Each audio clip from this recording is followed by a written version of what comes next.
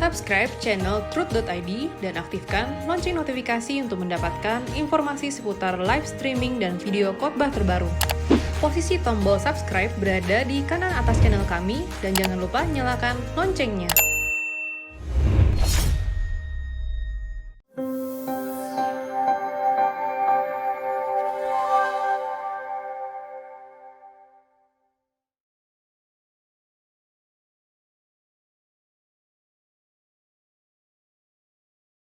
Saudara sekalian, ini adalah pertemuan yang ke-8 ya saudaraku ya. EBC ini adalah pertemuan yang ke-8 dinamika masyarakat kerajaan surga ya.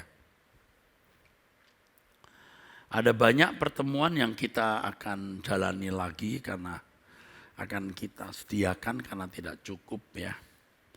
Jadi kalau saudara mengikuti acara ini, lalu saudara merasa bahwa ini membingungkan, saudara bisa mengikuti dari part 1, dari bagian yang pertama. Jadi ini Ekumene Bible Course, tema besar surga. Hari ini subtemanya dinamika masyarakat kerajaan surga. Kita pertemuan yang ke-8, part 8 ya. Saudara bisa mengikuti dari part 1 atau bagian 1. Saudaraku sekalian, kita harus memperhatikan dengan teliti dan cerdas mengenai penciptaan awal bahwa bumi diciptakan Allah dalam keadaan yang masih mentah. Manusia harus mengelolanya dengan bekerja. Dan itu yang tadi saya katakan tanggung jawab. Di dalam tanggung jawab pada soal yang harus dijawab. Persoalan. Ya. Ada masalah. Ya.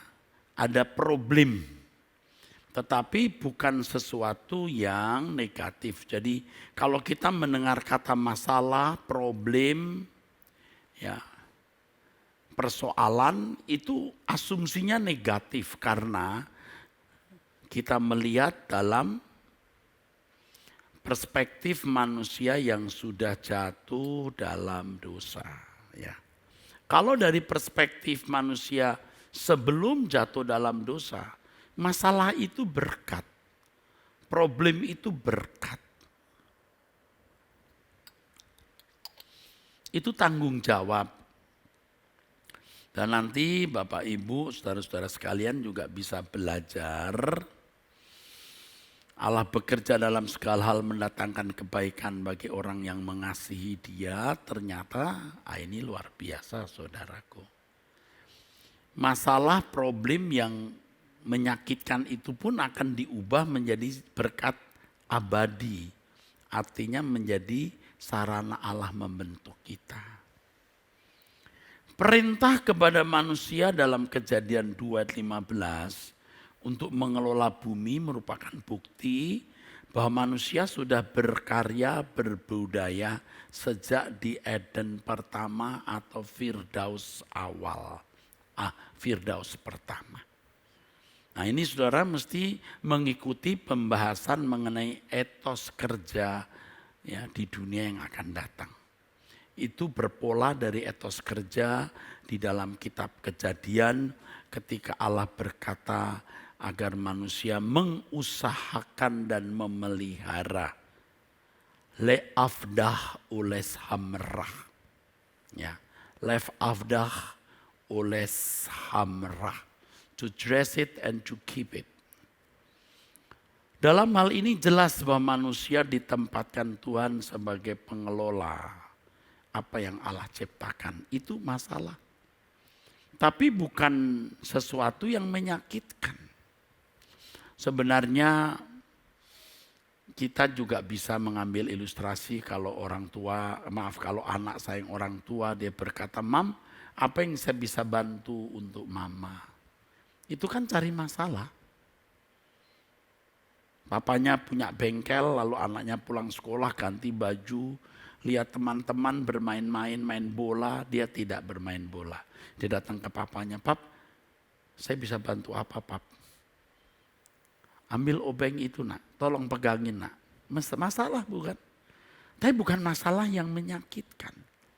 Dia bikin problem yang tidak menyakitkan. Dia bikin persoalan yang tidak menyakitkan. Dan Allah memberi masalah ini. Allah memberi tanggung jawab ini. Karena manusia memiliki budi atau pikiran dan daya, artinya potensi, kekuatan. Tidak mungkin manusia tidak berbudaya. Ya. Itu namanya mandat budaya. Kelola bumi ini, itu mandat budaya, saudara. Budi plus daya. Ini akal, rasio, ini potensi. Potensi ini di dalam diri manusia juga internal dan eksternal. Jadi itu bahan-bahan yang ada. Lalu menjadi karya-karya yang luar biasa. Dengan demikian mandat budaya atau berbudaya adalah keagungan yang diberikan Allah kepada manusia. Apakah ini hanya diberikan kepada Adam dan Hawa yang akhirnya juga tidak memenuhinya karena mereka jatuh dalam dosa atau lack of atau kurang kemuliaan Allah. Tidak mungkin hanya untuk Adam dan Hawa yang akhirnya juga tidak ditunaikan karena manusia jatuh dalam dosa.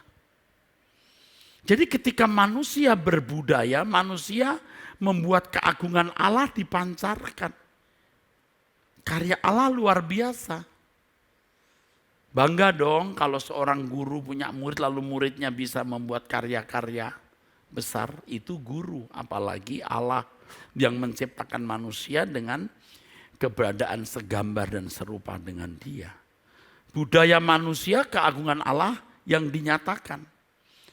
Apakah ini berhenti sampai di hari kiamat lalu di surga hanya Allah yang berbudaya? Di sana manusia masih berbudaya. Karena apa? Man is a walker by nature. Manusia itu adalah pekerja pada dasarnya. Dan itu kodrat abadi. Nah kalau saudara tidak menganggap itu kodrat abadi, ya sudah enggak apa-apa. Terserah Anda masuk dunia dongeng yang tanah mengeluarkan tanaman, bunga, buah-buahan dengan sendirinya itu. Jadi ketika manusia berbudaya itu memuliakan Allah. Tentu budaya manusia tidak akan mencelakai siapapun dan tidak melanggar etika kesucian Allah. Budaya yang dilakukan manusia berdosa adalah budaya untuk pemuasan ambisi pribadi, nama besar bagi dirinya, dan tidak jarang yang mendatangkan bencana bagi orang lain. Itulah budaya yang dia lakukan tanpa kasih. Berbeda dengan budaya yang dilakukan orang di dalam kasih. Justru orang yang, maksud saya manusia yang dikembalikan ke rancangan Allah, yang memiliki kasih, ini kan standarnya, segala sesuatu yang dilakukan selalu sesuai dengan pikiran dan perasaan Allah. Itu membutuhkan objek. Dan objeknya itu adalah manusia sesama manusia. Kasih itu membutuhkan objek. Allah tidak membutuhkan apa-apa, tapi apa yang kita lakukan untuk saudara kita itu dipandang perbuatan kita untuk Tuhan. Dan semua itu menjadi kesukaan Allah di kekekalan nanti. Sebagaimana Allah adalah pribadi yang berkarya dan menikmati hasil karyanya, demikian pula dengan manusia yang diciptakan menurut rupa dan gambar Allah. Ya. Manusia yang diciptakan menurut gambar dan rupa Allah ini juga manusia yang bisa membuat karya-karya dan menikmatinya. Manusia dengan keberadaan yang luar biasa bisa menciptakan karya-karya yang indah, elok, dan berguna bagi kehidupan semua makhluk serta menikmati hasil karyanya. Dan adalah kebahagiaan tersendiri dapat menciptakan suatu karya yang bisa menyukakan hati Allah dan menikmati karya itu bersama dengan makhluk lain, saudaraku. Jadi Bapak Ibu, saudaraku, ini jelas ya. Jadi sekarang terkuak ya kebenaran mengenai surga. Ya. Kalau orang tidak mengikuti dengan teliti dan tidak mengikuti dengan hati yang terbuka, pasti tidak ngerti. Kadang-kadang itu menolak. Dasarnya ya menolak saja. Pokoknya enggak gitu, pokoknya enggak begitulah. Kalau enggak begitu gimana menurutmu? Akhirnya saya harus berkata, terserah kau ambil pilihan yang mana kalau aku memilih ini. Ini yang benar, menurut saya ini yang benar. Ya. Oke, saya harap saudara bisa memahami ini ya. Saya teruskan. Justru dengan berbudaya inilah manusia bisa dibedakan dari makhluk lain. Hewan atau makhluk lain bergerak hidup hanya sekedar memenuhi siklus kehidupan sesuai dengan habitatnya. Manusia bekerja dengan kerelaan, kesadaran, dan kesengajaan sebagai pengabdian kepada Allah. Karena manusia kawan sekerja Allah yang sehakikat dengan Allah dalam kerja. Jadi saudara bisa melihat dua aspek ini. Jadi manusia itu kawan sekerja Allah dalam rangka penciptaan. Manusia harus mengelola alam. Dalam keselamatan, manusia harus memberitakan Injil sampai ke ujung bumi.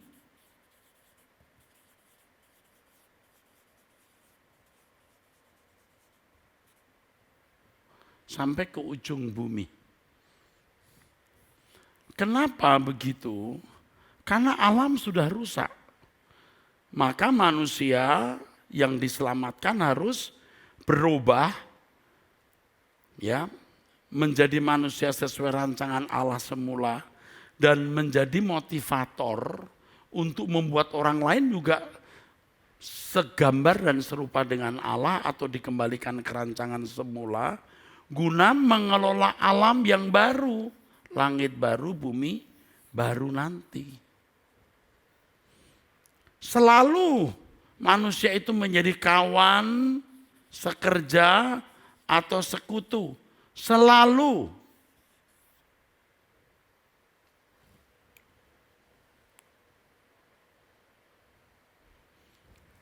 Selalu. Di surga Allah tidak kelihatan, Allah Bapa. Yesus akan bertemu dengan kita muka dengan muka. Dan kita akan melayani Raja kita yang akan menyelenggarakan pemerintahan. Ingat penjelasan saya minggu lalu, maksud saya beberapa hari yang lalu, penjelasan saya yang lalu 144.000 itu jumlah yang sudah tertentu. Tapi jangan ceroboh, saya tidak mengatakan secara definitif jumlah itu atau nominalnya. Tapi saya mau mengatakan ini orang khusus yang disebut hamba-hamba Allah. Yang berdiri bersama-sama dengan anak domba. Kemudian ada serombongan besar yang tidak terhitung jumlahnya. Siapa mereka? Yaitu anggota masyarakat. Ya, saudara ikuti dari awal, kalau orang tidak ngerti jadi bodoh ya, lalu tidak terberkati. Tuhan memberikan pikiran dan rasio agar dengan kemampuan berpikir dan berlogika manusia bisa mengulangi, maksud saya bisa menanggulangi segala kesulitan yang bisa timbul, menjawab masalah, ya, menjawab soal. Jadi kalau seandainya manusia tidak jatuh dalam dosa, bagaimana manusia bisa menempuh jarak antara Pulau Jawa ke Amerika? Bukan tidak mungkin manusia juga menciptakan pesawat terbang. Dia menaklukkan jarak dengan menemukan hukum Archimedes sehingga bisa membuat kapal sampai kepada kapal yang jumlahnya bisa ribuan atau ratusan ribu ton, saudaraku. Bisa memuat banyak barang. Tapi karena manusia jatuh dalam dosa, memuat pesawat-pesawat terbang yang jumlahnya bisa ratusan dan memuat rudal balistik yang berujung berhulu ledak nuklir. Salah lagi, ya. Karena manusia rusak, maka hasil karyanya pun juga bisa menghancurkan, dan kata Alkitab, bumi ini rusak oleh penduduknya.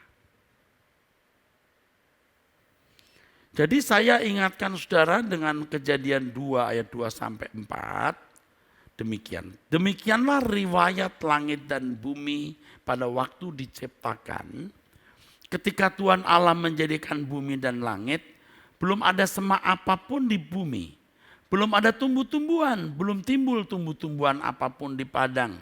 Sebab Tuhan Allah belum menurunkan hujan ke bumi dan belum ada orang yang mengusahakan tanah. Itu kan artinya Tuhan nunggu ada manusia. Disiapkan itu soalnya untuk dijawab. Ya. Disiapkan itu masalah untuk ditanggulangi. Disiapkan itu problem ya untuk diselesaikan. Tetapi harus dilihat dari perspektif yang benar. Bahwa persoalan itu, masalah itu, problem itu berkat. Di mana manusia bisa membuat berbunga-bunga kodratnya sebagai manusia yang berakal budi supaya bisa berbudaya. Manusia memiliki kasih yang bisa membuktikan kasihnya dengan mengasihi sesama, ya. Oh, luar biasa. Bahkan mengasihi semua ciptaan yang lain. Dalam teks ini jelas menunjukkan kepada kita bahwa belum ada semak dan belum ada tumbuh-tumbuhan di padang sebab Tuhan belum menurunkan hujan dan belum ada orang yang mengusahakan. Mungkin ada orang berkata, Tuhan sudahlah, kaulah yang bikin itu tanpa kami. Tuhan jawab, oh mudah. Kalau bukan Tuhan ada berlaksa-laksa malaikat di kitab Wahyu, Anda akan membaca ayat berlaksa-laksa Alkitab. Jutaan. Suruh turun mengelola bumi isi 7. Mudah dilakukan. Tapi Tuhan menunggu manusia. Tuhan menunggu manusia, saudaraku. Dan hebat loh kalau Tuhan menunggu kita. Karena kita diperkenankan untuk menjadi kawan sekerja Tuhan. Itu luar biasa. Kalau Tuhan menunggu manusia ya.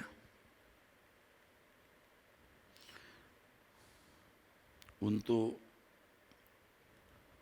ini mengelola bumi luar biasa.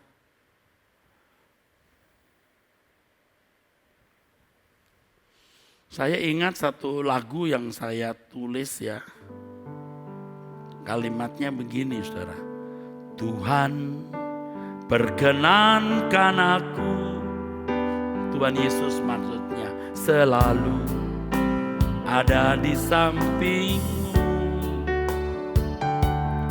Sejak ku hidup di bumi sampai di keabadian. Ku iring Tuhan. Tuhan, ku pegang janjiku. Setia sebagai sahabatmu. Senantiasa bersama menunaikan tugas Bapa. Selesai akhirnya, ku bersedia hidup kudus tak bercela, takkan lagi dalam percintaan dunia. Ajarku berpikir seperti dirimu, bawaku Tuhan dalam perjuanganmu. Yesus memiliki perjuangan sampai akhir. Dan Alkitab berkata dia akan menerima janji yang Bapa berikan kepadanya. Dan ia menerimanya bersama-sama dengan kita. Dan itu yang saya jelaskan di pertemuan yang lalu. Kita menjadi raja-raja. Kita menjadi hakim-hakim. Kita akan memerintah bersama-sama dengan Yesus. Hal-hal yang tidak pernah muncul di pikiran atau benak saudara. Yang akhirnya saudara sendiri karena tidak tahu, saudara menolak atau tidak memengerti. Kasihan saudara. Ya, ayo kita rendah hati, kita belajar ya. Tuhan menyuruh Adam untuk mengusahakan bumi. Dalam ayat itu, dalam bahasa aslinya abad. Yang artinya mengerjakan. Abad, aboda. Yang artinya menggarap, ibadah. Ya. Dalam pernyataan Alkitab ini jelas sekali bahwa Tuhan mempercayakan bumi ini untuk ditanami oleh manusia. Bukan Tuhan yang menanam. Tuhan menyediakan benihnya, selanjutnya manusia yang mengembangkannya. Kita itu sudah terlalu lama disesatkan oleh pola pikir agama-agama di sekitar kita, saudaraku. Agama-agama yang memandang surga itu alam dewa. Makanya kalau ada dongeng atau cerita fiksi ya mengenai seorang anak dewa, pasti orang itu sakti, seperti misalnya Hercules. Ada anak dewa. Kalau di Alkitab semua kita anak-anak Allah. Nggak ada satu orang anak dewa, yang lain tidak. Nah, anak tunggal yang istimewa barulah satu, Yesus. Tapi semua kita anak-anak Allah. Semua kita ini anak-anak Allah, saudaraku. Ya.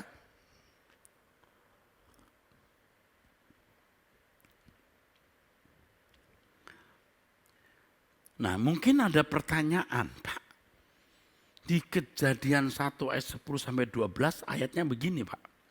Hendaklah tanah menumbuhkan tunas-tunas pohon, tunas muda, tumbuh-tumbuhan yang berbiji, segala jenis pohon buah-buahan yang menghasilkan buah yang berbiji, supaya ada tumbuh-tumbuhan di bumi. Dan jadilah demikian. Tanah itu menumbuhkan tunas-tunas muda, segala jenis tumbuh-tumbuhan yang berbiji dan segala jenis pohonan yang menghasilkan buah yang berbiji. Allah melihat semuanya itu baik. Teks ini mengesankan bahwa Tuhan yang menggarap bumi ini dan menumbuhkan semua jenis pepohonan tanpa campur tangan manusia. Sementara di Kejadian pasal 2 ayat 14-15 tertulis bahwa manusialah yang harus menggarapnya. Apa ini bukan benturan? Mari kita lihat.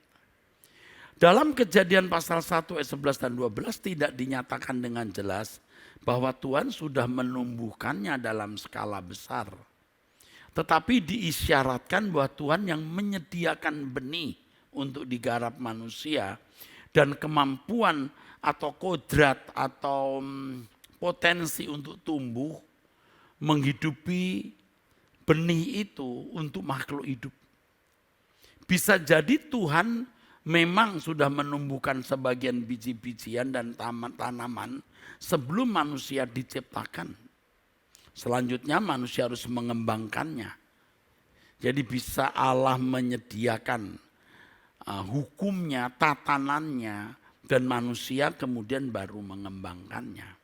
Kalau manusia tidak mengembangkan, maka benih-benih yang diberikan Tuhan itu akan punah. Seperti hari ini ada beberapa jenis tanaman tidak ada lagi, atau jenis atau spesies dari hewan punah. Itulah sebabnya firman Tuhan mengatakan, Ia yang menyediakan benih. Allah yang menyediakan benih dan melipat gandakannya dan menumbuhkan buah-buah. Ketika manusia harus mengelola bumi, maka tentu saja banyak masalah yang timbul. Jadi tidak segera dibuang lalu tumbuh dengan sendirinya. Memang ada tanaman yang begitu.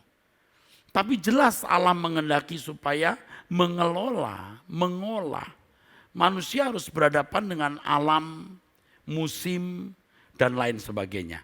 Untuk itu manusia harus menggunakan akal budinya atau rasionya dalam menyelesaikan masalah-masalah tersebut.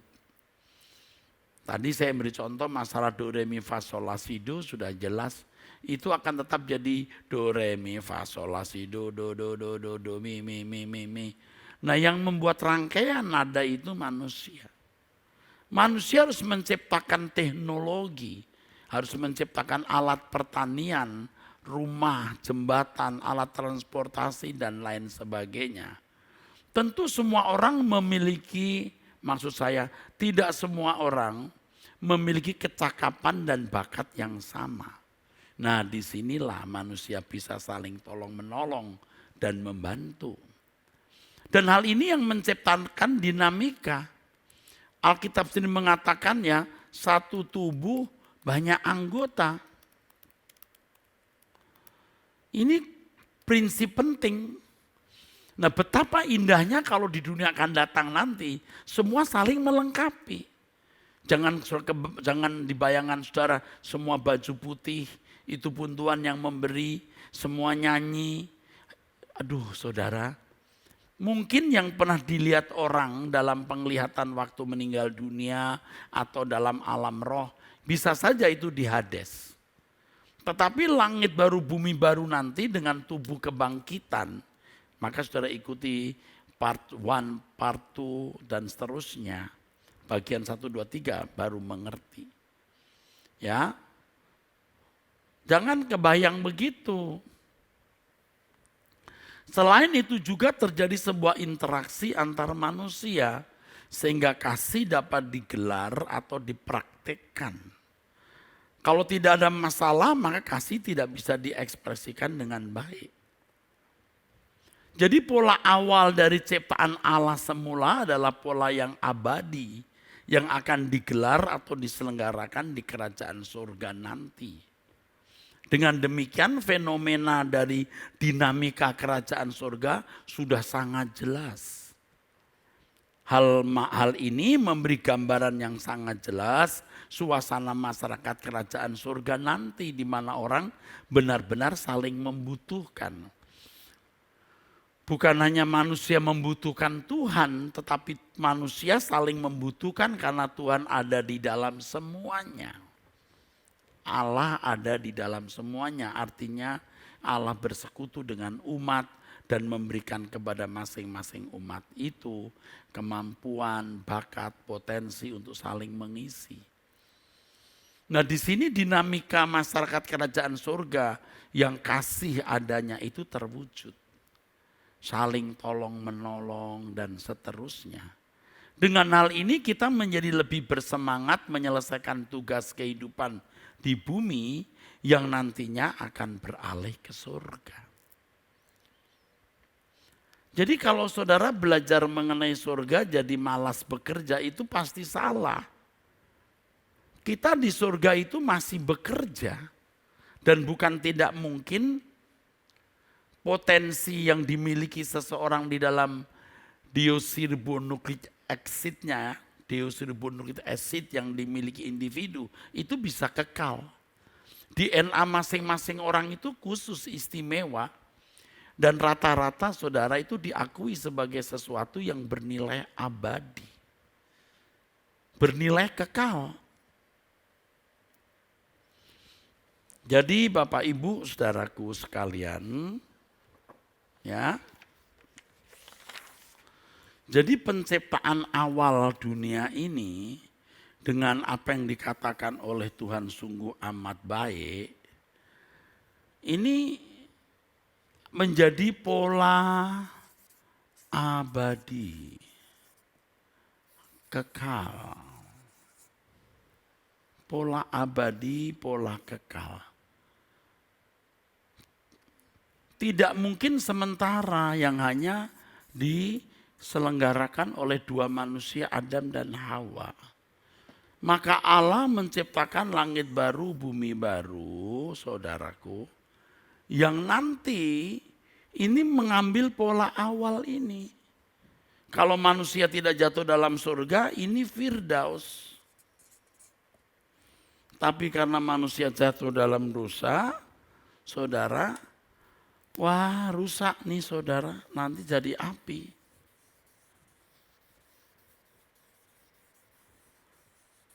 Tetapi pola abadi kekal ini akan digelar ulang di langit baru, bumi baru. Langit baru dan bumi yang baru. Nah, di sini saudaraku.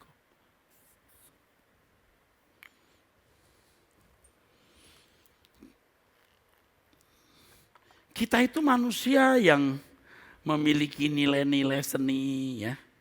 Nanti di surga tentu orang-orang yang memiliki nilai-nilai seni ya bisa ngarang lagu, main musik. Ya.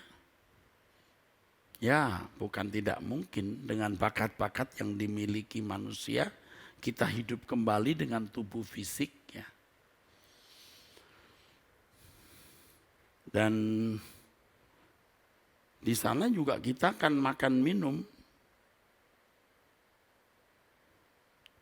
Kalau kita membaca Lukas 13 ayat 29, dan orang akan datang dari timur dan barat, dan dari utara dan selatan, dan mereka akan duduk makan di dalam kerajaan Allah. Hal ini jelas menunjukkan adanya pesta atau suatu kemeriahan. Kemeriahan sukacita di kerajaan surga. Lukas 22 ayat 16 sampai 18. Ayat 16, sebab aku berkata kepadamu, aku tidak akan memakannya lagi sampai nanti di kerajaan Bapa di surga. Anggur yang baru. Sebab aku berkata kepadamu, mulai dari sekarang ini aku tidak akan minum lagi hasil pokok anggur sampai kerajaan Allah telah datang. Jadi adalah Tuhan Yesus akan makan minum bersama dengan kita.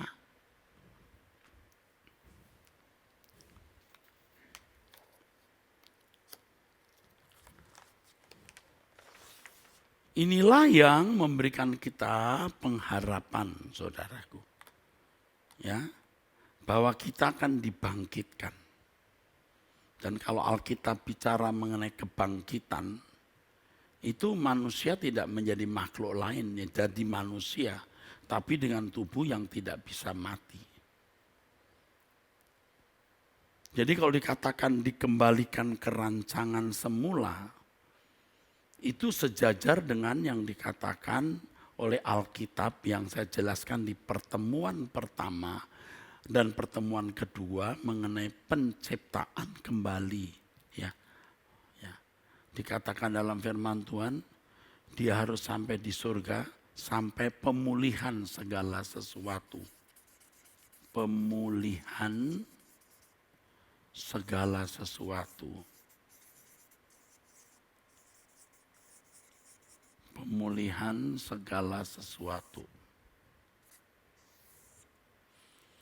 Yang dipulihkan yang tentu pertama kali adalah manusia, pelaku kehidupan.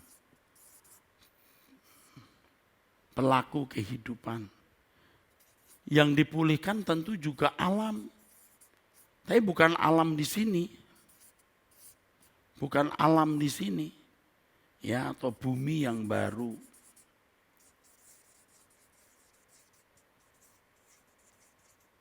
Saya sudah jelaskan kepada saudara, manusia sudah menikmati bumi seperti ini, maka nanti juga buminya harus seperti bumi hari ini, bukan alam lain.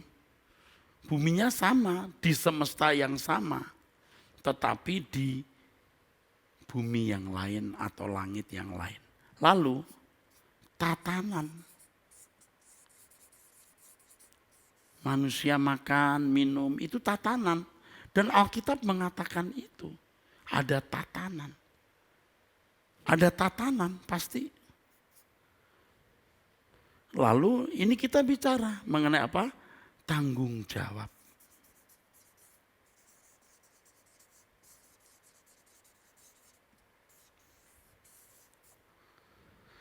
Manusianya dipulihkan, langit bumi barunya disediakan, tatanannya pasti tidak berubah, dan tanggung jawabnya juga tidak berubah.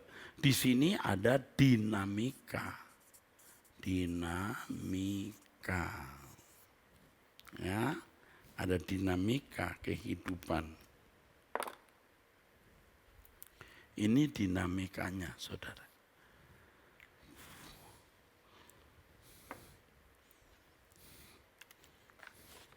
Makanya kalau orang menyalahi tatanan sejak di bumi, dia tidak mungkin bisa hidup di dunia akan datang.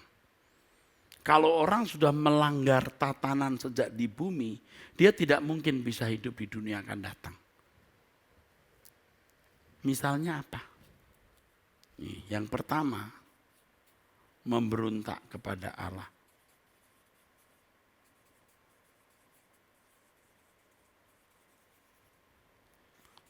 Tidak hidup sesuai dengan kesucian Allah atau kasih. Yang kedua, tidak mengasihi sesama.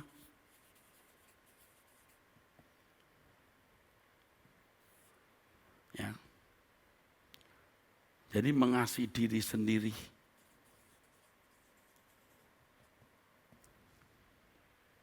Jadi tidak mengasihi sesama. Orang yang mengasihi diri sendiri, orang yang tidak akan tinggal di kerajaan surga. Yang ketiga, tidak bertanggung jawab.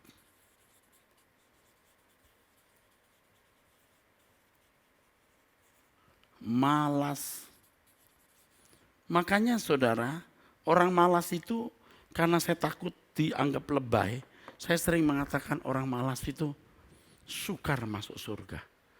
Tapi kalau jujurnya yang benar tuh orang malas tidak mungkin masuk surga. Karena dianggap lebay, kadang-kadang kita menghindari keributan atau kegaduhan, ya udah orang malas sukar masuk surga. Sulit, kemungkinan kecil masuk surga. Tapi kalau manusia berpotensi dan memiliki kesempatan untuk berkarya tapi sengaja tidak berkarya, itu tidak mungkin masuk surga. Kenapa? Ya. Orang malas itu orang yang tidak bertanggung jawab. Orang yang tidak bertanggung jawab, tidak mungkin ya dia bertanggung jawab terhadap Tuhan, kepada sesama, kepada alam, kepada masyarakat tidak tanggung jawab, apalagi kepada Tuhan yang tidak kelihatan. Nah, surga nanti harus ada dihuni orang-orang yang taat kepada Allah, yang mengasihi sesama dan bertanggung jawab. Tidak mungkin diisi orang-orang yang tidak bertanggung jawab. Di sini manusia harus menentukan takdirnya, bukan siapa-siapa, bahkan bukan Tuhan sendiri. Itulah sebabnya ketika Adam memilih memberontak, Tuhan tidak bisa mencegahnya. Sebab itu pilihan Adam, dan Adam akhirnya terbuang ke dalam api kekal. Surga terbuka, saudaraku. Bukan ditentukan oleh siapa-siapa. Anda sendiri yang memilih dan menentukan. Allah memberikan ruangan terbuka untuk siapapun. Ya. Tentu bagi umat pilihan, bagi kita, pilihannya adalah menjadi anggota keluarga kerajaan. Anggota keluarga kerajaan itu orang yang harus sempurna seperti Bapa dan serupa dengan Yesus. Ini menjadi kabar baik untuk semua kita. Ternyata kita masih memiliki kesempatan hidup di dunia yang akan datang nanti. Jadi kalau hari ini kita bicara mengenai masalah, saudara harus melihat dari perspektif yang benar, ya. Masalah dari perspektif manusia sesudah jatuh dalam dosa itu negatif, itu menyakitkan. Karena manusia karakternya merusak, manusia tidak bisa berinteraksi dengan sesama, dan yang ketiga, bumi menumbuhkan onak dan duri. Tetapi jika kata masalah, kata problem, kata persoalan ditinjau dari perspektif manusia sebelum jatuh dalam dosa, itu tanggung jawab. Tanggung jawab itu masalah. Tanggung jawab itu soal yang harus dijawab. Masalah yang harus diselesaikan. Problem yang harus diselesaikan dan Allah menyediakan itu. Apa? Bumi dalam keadaan yang harus digarap. Dan itu berkat. Karena dengan keadaan bumi yang mentah, yang manusia harus kelola, Tuhan memberikan ruangan dan kesempatan manusia untuk menjalankan kodratnya sebagai manusia yang segambar dan serupa dengan Allah, bisa berkarya, saudaraku, ya, bisa mengembangkan diri, bisa berbudi dengan daya yang Allah miliki. Dan dengan demikian, saudaraku, manusia bisa memancarkan keagungan Allah. Ketika manusia memancarkan keagungannya, maka dia memancarkan keagungan yang menciptakan. Ketika manusia memancarkan kecerdasannya, maka dia memancarkan, saudaraku sekalian, kecerdasan sang Khalik. Jadi sebenarnya kurang ajar itu iblis, ya. Membuat manusia tidak memancarkan kemuliaan Allah, tapi memancarkan kejahatan, kemiskinan, kebodohan, kemalasan. Jadi produk yang rusak. Apakah Allah menciptakan manusia model ini? Apakah manusia diciptakan dengan keadaan seperti ini? Atau bumi diciptakan dalam kondisi seperti ini? Betapa tidak cerdasnya Allah menciptakan kondisi seperti ini. Baru-baru ini, saudara, kita bisa membaca di koran, ya, meledaknya Libanon, ya, ada satu instalasi yang meledak, ratusan orang mati dan sekitar 5.000 orang yang terluka. Ledakan sebuah tempat, tapi gedung-gedung semua sekitarnya bergetar, kaca-kaca pecah. Waduh, saudara, saya melihat itu, mengerikan sekali, saudara. Ini belum bom atom yang beberapa hari ini dirayakan atau diperingati maksudnya. Bom atom atas Hiroshima dan Nagasaki. Betapa mengerikan. Apakah bumi seperti ini yang Allah kehendaki? Tentu tidak. Ini bukan bumi produk rancangan Allah. Ini produk yang gagal karena manusia telah tidak memenuhi tanggung jawabnya. Kapan manusia tidak memenuhi tanggung jawabnya? Ketika dia tidak berpikir seperti Allah berpikir, ketika dia mengkonsumsi buah yang Allah tidak kehendaki untuk dikonsumsi. Ini bukan buah secara fisik, tetapi buah pengetahuan yang baik dan jahat. Ini konsumsi untuk jiwa. Karena jiwa rusak, karakter rusak, semua juga menjadi rusak. Dan ini satu hal yang tidak pernah terpikir. Dengan karakter rusak, bumi sempurna tidak bisa match. Dan bumi dan manusia tidak layak untuk menikmati bumi yang sempurna. Ketika manusia memberontak, maka bumi pun terhukum. Bumi jadi terkutuk. Dan ini ada agenda di balik semua ini yang nanti di zaman perjanjian baru manusia disadarkan bahwa bumi yang dihuni bukanlah bumi yang ideal untuk dihuni, supaya manusia memimpikan langit baru, bumi baru. Tadi yang pertama saya bicara mengenai masalah dari perspektif masalah yang negatif. Ini masalah sesudah jatuh dalam dosa. Menyakitkan ini. Ini bencana masalah ini. Ini kodenya X.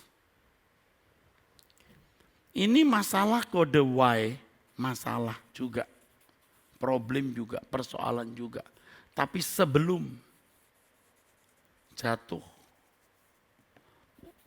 dalam dosa.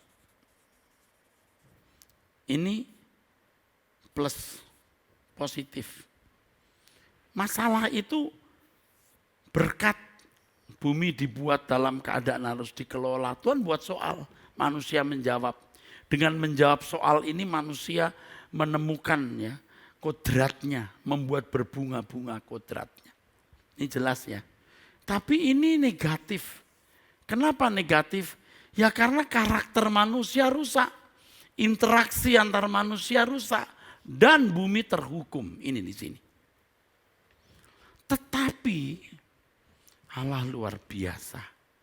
Kesulitan-kesulitan yang dihadapi manusia sesudah jatuh dalam dosa, itu bisa dibuat Tuhan positif lagi. Roma 8 ayat 28 dan 29. Luar biasa. Negatif. Tetapi Allah bisa menjadikan yang negatif ini sarana untuk penyempurnaan. Tuh, hebat kan saudaraku? Ya. Saya ulangi, masalah sebelum jatuh dalam dosa, maksud saya sebelum Adam jatuh, itu positif, ini tanggung jawab. Tuhan membuat masalah, Tuhan membuat soal, Tuhan membuat problem. Tetapi jangan dipandang dengan kacamata sesudah loh ya. Alam pikiran saudara harus benar dulu. Ini karena orang seringkali nggak mikir sedalam itu. Jadi dengar kata masalah, asumsinya langsung negatif. Ya, serba negatif. Ya. Nah, sesudah jatuh dalam dosa memang negatif. Ini membawa bencana, kesulitan, penderitaan bagi manusia. Tetapi ajaibnya di dalam proses pendewasaan orang percaya, masalah, problem yang menyakitkan itu bisa menjadi alat Tuhan untuk menyempurnakan jemaatnya, menyempurnakan anak-anaknya. Hebat saudaraku. Luar biasa di sini.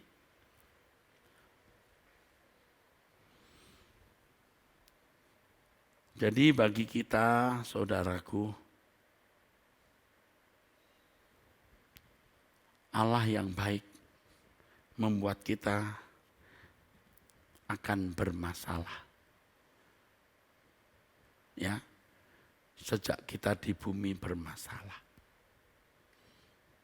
Supaya kita disempurnakan. Ikut Yesus itu bermasalah. Seperti anak mau sekolah itu bermasalah. Kalau nggak mau masalah, bangun siang, main game, main-main ke mall, duduk-duduk sampai jauh malam. Tapi kalau sekolah, bangun pagi, ya masih ngantuk, tetap jalan. Di sekolah belajar, pulang sekolah mengerjakan tugas atau PR. Teman-temannya bisa jalan-jalan ke mall, dia harus kerjakan tugas dari hari ke hari begitu. Tetapi 20-30 tahun kemudian dia naik mobil. Tapi yang main yang tadi, yang gak mau sekolah dorong gerobak. Saya gak mengatakan yang dorong gerobak selalu bernilai rendah. Tapi kalau kita bisa naik mobil dan bisa menjadi berkat bagi banyak orang, kenapa mesti harus menjadi orang yang tidak berpotensi? Jadi kondektor itu bisa berpotensi menjadi berkat. Tapi jadi direktur itu lebih efektif, saudaraku. Ya, mengerti ya. Tapi jangan kita lihat hanya secara fisik saja. Kita melihat kekekalan, saudaraku. Ya. Nah, ini saya bicara hal yang lain. Ya. Karena sudah ada masalah, ini minus ini. Oke, ini sudah minus. Kita ikut Yesus. Ini masalah ya. Setelah manusia jatuh dalam dosa ya minus. Lalu kita ikut salib.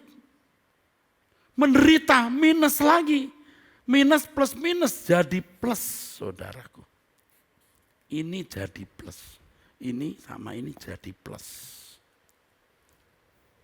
Anda ngerti nggak ngerti terserah deh. Ya.